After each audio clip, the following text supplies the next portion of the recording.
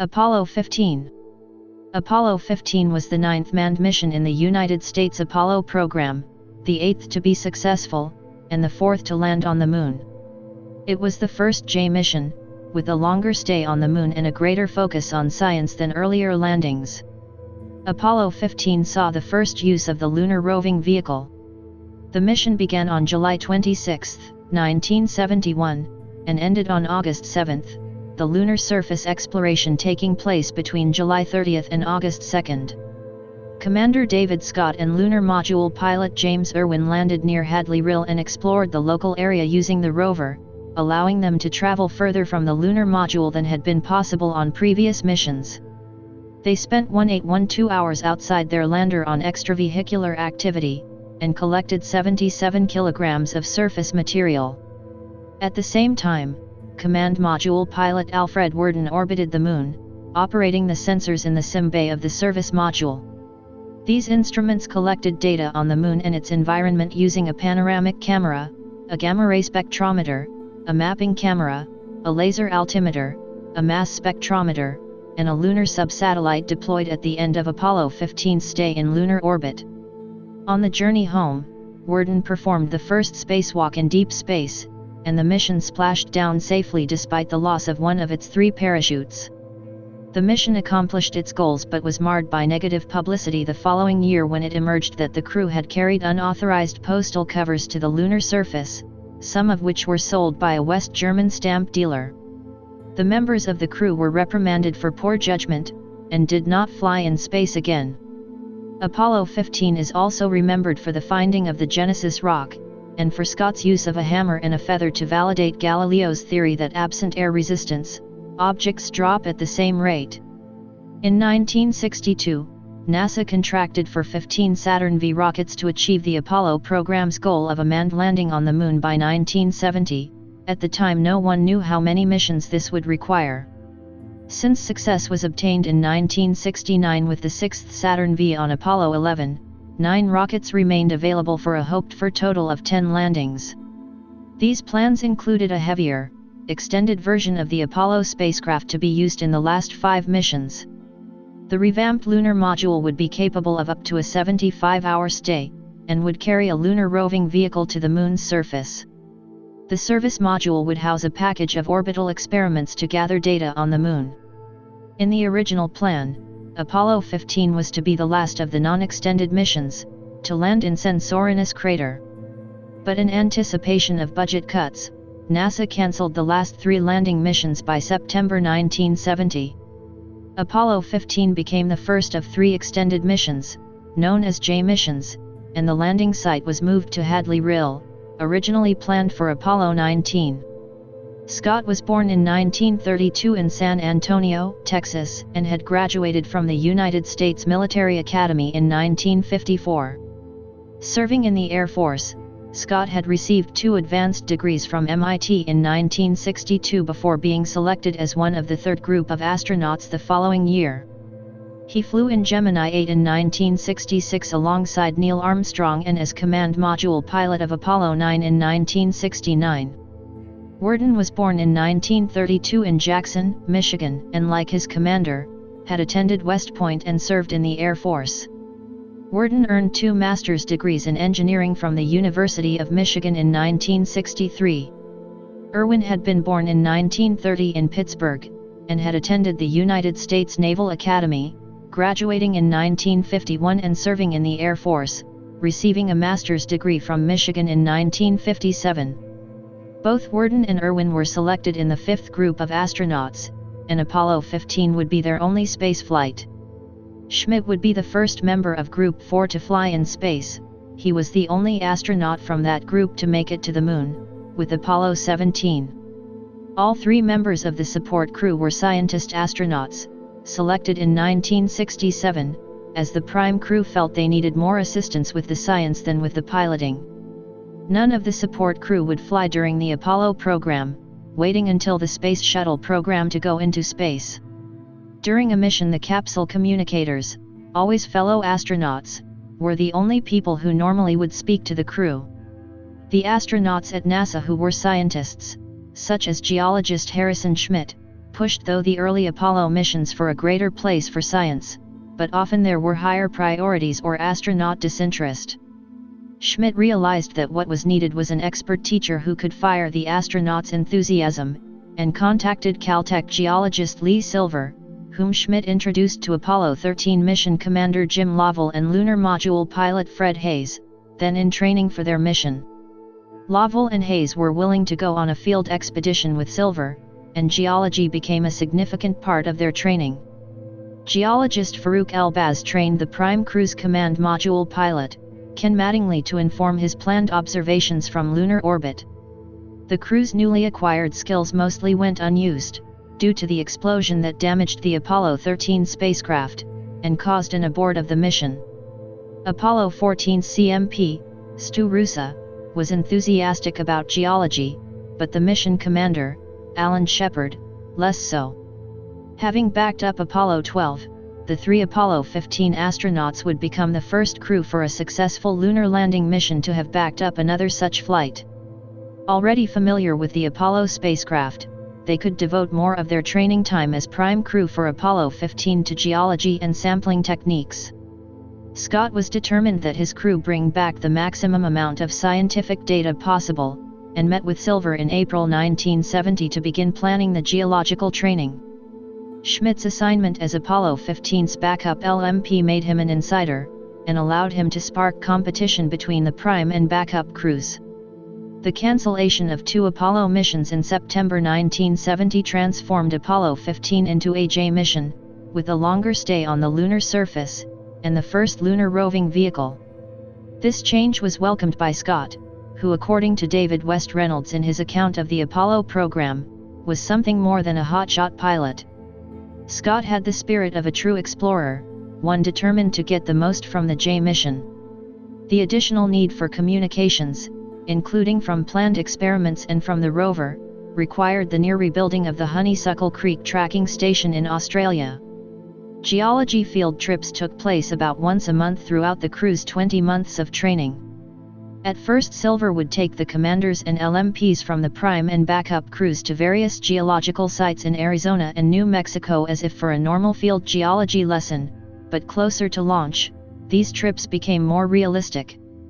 Crews began to wear mock UPS of the backpacks they would carry, and communicate using walkie-talkies to a Capcom in a tent. The Capcom was accompanied by a geologist unfamiliar with the area who would rely on the astronauts' descriptions to interpret the findings, and familiarized the crew members with describing landscapes to people who could not see them. Considering himself a serious amateur, Scott came to enjoy field geology. The decision to land at Hadley came in September 1970. The site selection committees had narrowed the field down to 2 sites: Hadley Rill, a deep channel on the edge of Mare Imbrium close to the Apennine Mountains, or the crater Marius, near which were a group of low, possibly volcanic, domes. Although not ultimately his decision, the commander of a mission always held great sway. To David Scott the choice was clear, as Hadley had more variety. There is a certain intangible quality which drives the spirit of exploration, and I felt that Hadley had it. Besides, it looked beautiful, and usually when things look good they are good. The selection of Hadley was made although NASA lacked high-resolution images of the landing site. None had been made as the site was considered too rough to risk one of the earlier Apollo missions. The proximity of the Apennine Mountains to the Hadley site required a landing approach trajectory of 26 degrees, far steeper than the 15 degrees in earlier Apollo landings. The expanded mission meant that Worden spent much of his time at North American Rockwell's facilities at Downey, California, where the command and service module was being built. Worden undertook a different kind of geology training. Working with Elbaz, he studied maps and photographs of the craters he would pass over while orbiting alone in the CSM. As Elbaz listened and gave feedback, Worden learned how to describe lunar features in a way that would be useful to the scientists who would listen to his transmissions back on Earth. Worden found Elbaz to be an enjoyable and inspiring teacher. In addition, Worden usually accompanied his crewmates on their geology field trips, though he was often in an airplane overhead, describing features of the landscape as the plane simulated the speed at which the lunar landscape would pass below the CSM. The demands of the training strained Worden's marriage and also that of Irwin. Each sought Scott's advice, fearing that divorce might endanger their places on the mission as not projecting the image NASA wanted for the astronauts. Scott consulted Director of Flight Crew Operations Deke Slayton, their boss, who stated what was important was that the astronauts do their jobs. Although the Irwins overcame their marital difficulties, Worden divorced before the mission. Apollo 15 used Command and Service Module CSM-112, which was given the call sign Endeavour, named after HMS Endeavour, and Lunar Module LM-10, call sign Falcon, named after the United States Air Force Academy mascot. Scott explained the choice of the name Endeavour on the grounds that its captain, James Cook, had commanded the first purely scientific sea voyage, and Apollo 15 was the first lunar landing mission on which there was a heavy emphasis on science. Apollo 15 took with it a small piece of wood from Cook's ship while Falcon carried 2 Falcon feathers to the moon. All 3 Apollo 15 astronauts were Air Force officers. Technicians at the Kennedy Space Center had some problems with the instruments in the service module's sim bay. Some instruments were late in arriving, and principal investigators or representatives of NASA contractors sought additional testing or to make small changes. Mechanical problems came from the fact the instruments were designed to operate in zero gravity, but had to be tested on the surface of the Earth. As such, things like the 7.5 m booms for the mass and gamma ray spectrometers could only be tested using equipment that tried to mimic the space environment, and, in space, the mass spectrometer boom several times did not fully retract. On the lunar module, the fuel and oxidizer tanks were enlarged on both the descent and ascent stages, and the engine bell on the descent stage was extended. Batteries and solar cells were added for increased electrical power. In all, this increased the weight of the lunar module to 36,000 pounds, 4,000 pounds heavier than previous models. If Apollo 15 had flown as an H mission, it would have been with CSM-111 and LM-9. That CSM was used by the Apollo-Soyuz test project in 1975, but the lunar module went unused and is now at the Kennedy Space Center Visitor Complex. Endeavour is on display at the National Museum of the United States Air Force at Wright-Patterson Air Force Base in Dayton, Ohio. The Saturn V that launched Apollo 15 was designated SA-510, the 10th flight-ready model of the rocket. As the payload of the rocket was greater, changes were made to the rocket and to its launch trajectory. It was launched in a more southerly direction than that of previous missions, and the Earth parking orbit was lowered to 166 kilometers. These 2 changes meant 1,100 pounds more could be launched. The propellant reserves were reduced and the number of retro rockets on the SIC first stage reduced from 8 to 4. The 4 outboard engines of the SIC would be burned longer and the center engine would also burn longer. Changes were also made to the S2 to stop pogo oscillations. Once all the various components had been installed on the Saturn V, it was moved from the vehicle assembly building to the launch site, Launch Complex 39A. During late June and early July 1971, the rocket and launch umbilical tower were struck by lightning at least 4 times. All was well, however, with only minor damage suffered. The Apollo 15 astronauts wore redesigned spacesuits. On all previous Apollo flights, including the non-lunar flights, the commander and lunar module pilot had worn suits with the life support, liquid cooling, and communications connections in 2 parallel rows of 3. On Apollo 15, the new suits, dubbed the A7LB, had the connectors situated in triangular pairs. This new arrangement, along with the relocation of the entry zipper, from the right shoulder to the left hip, aided in suiting and unseating in the cramped confines of the spacecraft. It also allowed for a new waist joint, letting the astronauts bend completely over, and also sit on the rover. Upgraded backpacks allowed for longer duration moonwalks. Worden wore a suit similar to those worn by the Apollo 14 astronauts, but modified to interface with Apollo 15's equipment. Gear only needed for lunar surface EVAs, such as the liquid cooling garment, was not included with Worden's suit, as the only EVA he was expected to do was one to retrieve film cartridges from the sim bay on the flight home. A vehicle that could operate on the surface of the Moon had been considered by NASA since the early 1960s. An early version was called Malub, which had a closed cabin and would have massed about 6,000 pounds. Some scaled-down prototypes were tested in Arizona. As it became clear NASA would not soon establish a lunar base, such a large vehicle seemed unnecessary. Still, a rover would enhance the J missions, which were to concentrate on science, though its mass was limited to about 500 pounds and it was not then clear that so light a vehicle could be useful. NASA did not decide to proceed with a rover until May 1969, as Apollo 10, the dress rehearsal for the moon landing, made its way home from lunar orbit. Boeing got the contract for 3 rovers on a cost-plus basis. Overruns meant that the 3 vehicles eventually cost a total of $40 million. These cost overruns gained considerable media attention at a time of greater public weariness with the space program, when NASA's budget was being cut. The Lunar Roving Vehicle could be folded into a space 5 feet by 20 in. Unloaded, it weighed 460 lb and when carrying 2 astronauts and their equipment, 1,500 lb. Each wheel was independently driven by a 1/4 horsepower electric motor. Although it could be driven by either astronaut, the commander always drove. Traveling at speeds up to 6 to 8 mph, it meant that for the first time the astronauts could travel far afield from their lander and still have enough time to do some scientific experiments. During pre-launch testing, the LRV was given additional bracing, lest it collapse if someone sat on it under Earth conditions. The Apollo 15 Particles and Fields sub-satellite was a small satellite released into lunar orbit from the Sim Bay just before the mission left orbit to return to Earth. Its main objectives were to study the plasma, particle, and magnetic field environment of the Moon and map the lunar gravity field.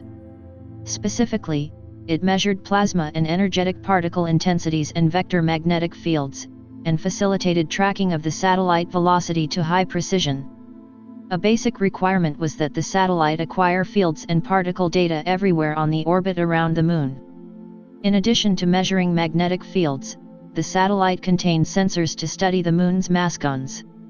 The satellite orbited the Moon and returned data from August 4, 1971 until January 1973, when, following multiple failures of the sub-satellite's electronics, ground support was terminated.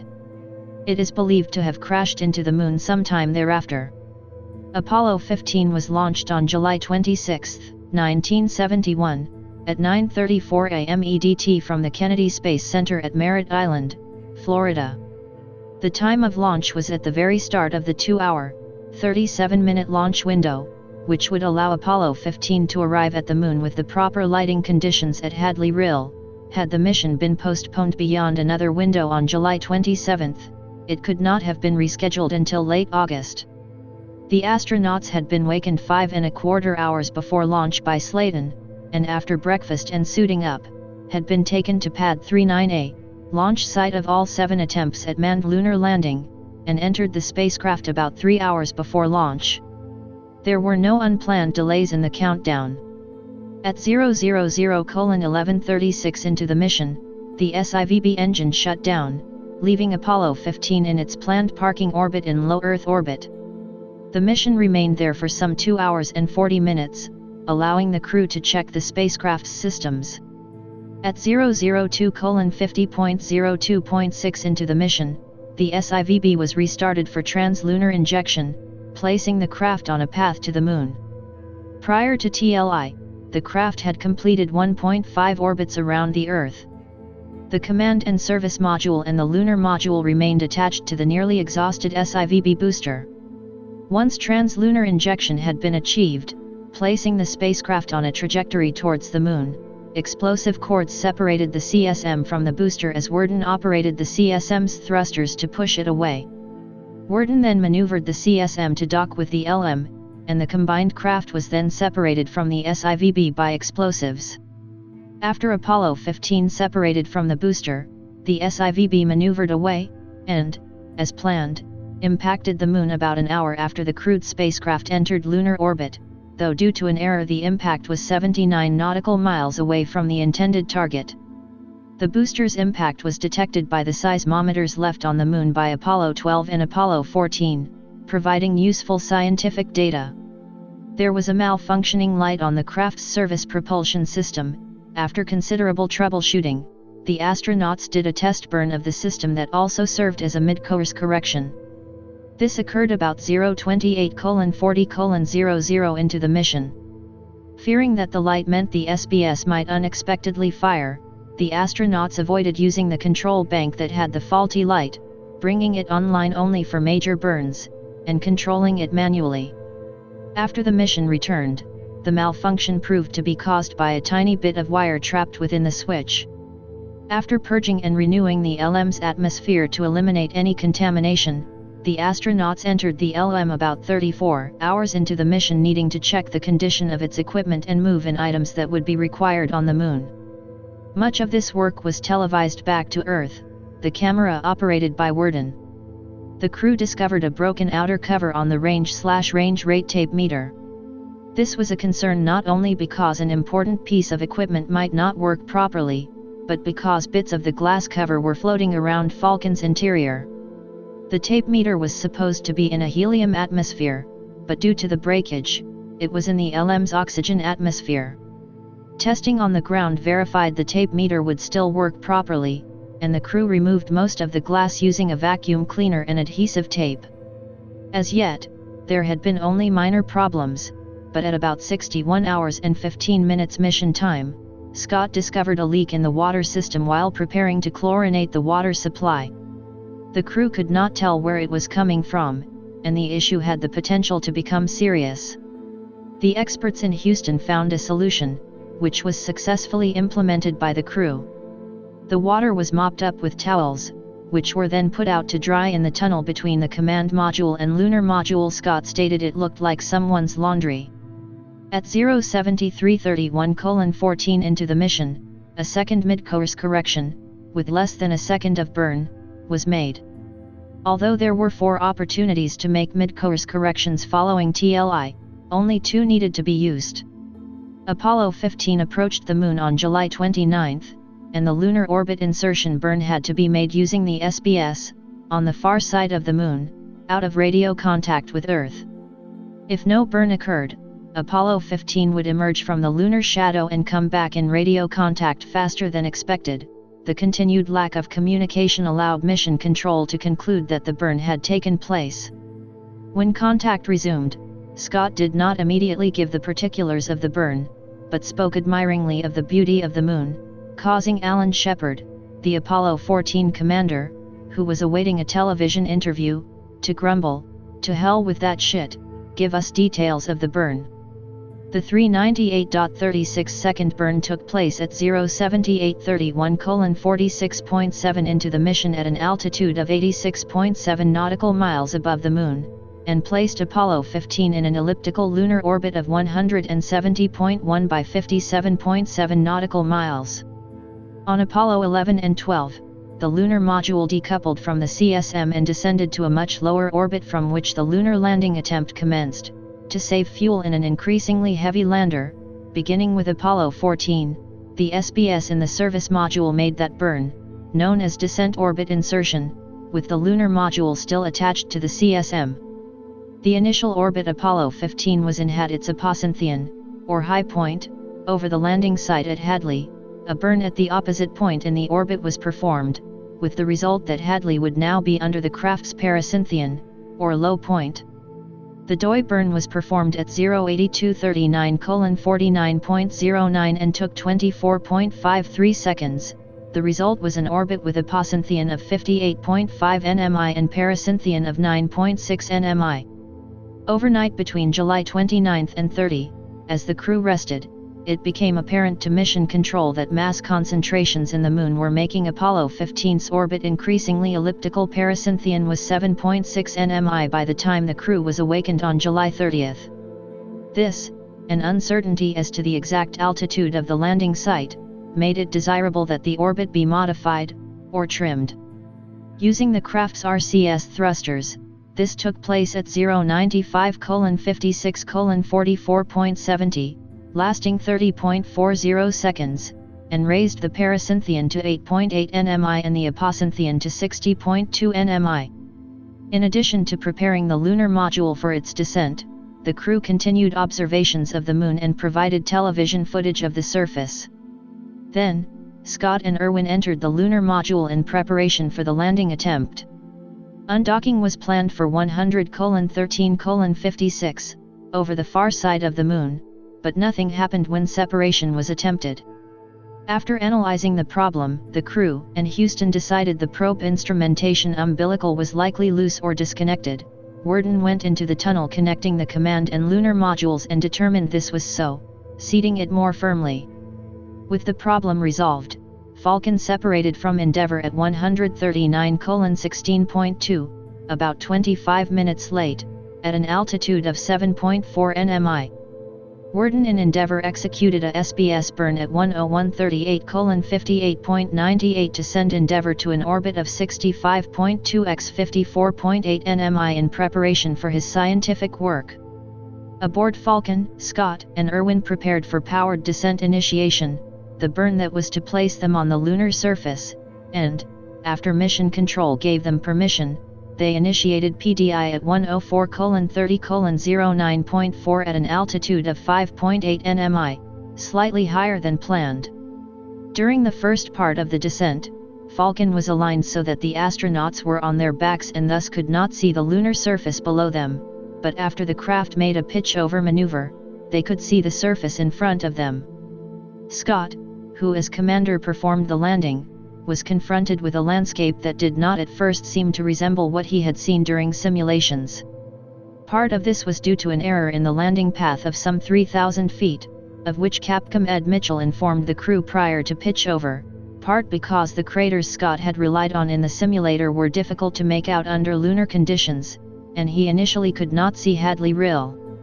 He concluded that they were likely to overshoot the planned landing site, and, once he could see the rill, started maneuvering the vehicle to move the computer's landing target back towards the planned spot, and looked for a relatively smooth place to land.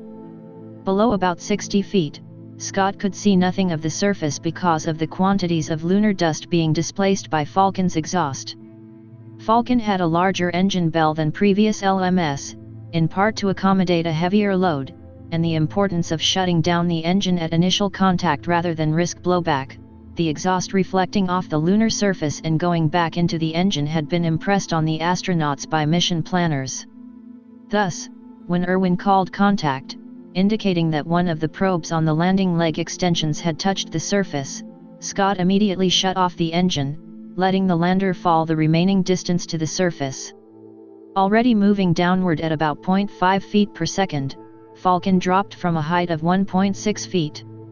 Scott's speed resulted in what was likely the hardest lunar landing of any of the manned missions, at about 6.8 feet per second, causing a startled Irwin to yell "Bam!" Scott had landed Falcon on the rim of a small crater he could not see, and the lander settled back at an angle of 6.9 degrees and to the left of 8.6 degrees. Irwin described it in his autobiography as the hardest landing he had ever been in, and he feared that the craft would keep tipping over, forcing an immediate abort. Falcon landed at 104:42:29.3, with approximately 103 seconds of fuel remaining, about 1,800 feet from the planned landing site. After Irwin's exclamation, Scott reported, "Okay, Houston. The Falcon is on the plane at Hadley." Despite some initial uncertainty as to where Falcon had landed, Scott was certain he had put his ship down well within the designated landing zone. Once within that area, the increased mobility provided by the Lunar Roving Vehicle made unnecessary any further maneuvering. David Scott, upon setting foot on the Moon. With Falcon due to remain on the lunar surface for almost 3 days, Scott deemed it important to maintain the circadian rhythm they were used to, and as they had landed in the late afternoon, Houston time, the two astronauts were to sleep before going onto the surface. But the time schedule allowed Scott to open the lander's top hatch and spend a half-hour looking at their surroundings, describing them, and taking photographs. Lee Silver had taught him the importance of going to a high place to survey a new field site, and the top hatch served that purpose. Deke Slayton and other managers had initially been in opposition, due to the oxygen that would be lost, but Scott got his way. During the only stand-up extravehicular activity ever performed through the top hatch on the lunar surface, Scott was able to make plans for the following day's EVA. He offered Irwin a chance to look out as well, but this would have required rearranging the umbilicals connecting Irwin to Falcon's life support system, and he declined. After repressurizing the spacecraft, Scott and Irwin removed their spacesuits for sleep, becoming the first astronauts to doff their suits while on the Moon. Throughout the sleep period, Mission Control in Houston monitored a slow but steady oxygen loss. Scott and Irwin eventually were awakened an hour early, and the source of the problem was found to be an open valve on the urine transfer device. In post-mission debriefing, Scott recommended that future crews be woken at once under similar circumstances. After the problem was solved, the crew began preparation for the first moonwalk. After donning their suits and depressurizing the cabin, Scott and Irwin began their first full EVA, becoming the 7th and 8th humans, respectively, to walk on the Moon. They attempted to deploy the lunar rover, stored folded up on the outside of Falcon's descent stage, but this proved troublesome due to the slant of the lander. The experts in Houston suggested lifting the front end of the rover as the astronauts pulled it out, and this worked. One of the batteries gave a 0-voltage reading, but this proved to be an instrumentation problem. A greater concern was that the front wheel steering would not work, but the rear wheel steering was sufficient to maneuver the vehicle. The rover carried a television camera, controlled remotely from Houston by NASA's Ed Fendell. The resolution was not high compared to the still photographs that would be taken, but the camera allowed the geologists on Earth to indirectly participate in Scott and Irwin's activities. The rill was not visible from the landing site, but as Scott and Irwin drove over the rolling terrain, it came into view. They were able to see Elbow Crater, and they began to drive in that direction. Reaching Elbow, a known location, allowed Mission Control to backtrack and get closer to pinpointing the location of the lander. The astronauts took samples there, and then drove to another crater on the flank of Mount Hadley Delta, where they took more. After concluding this stop, they returned to the lander to drop off their samples and prepare to set up the Apollo Lunar Surface Experiments package, the scientific instruments that would remain when they left.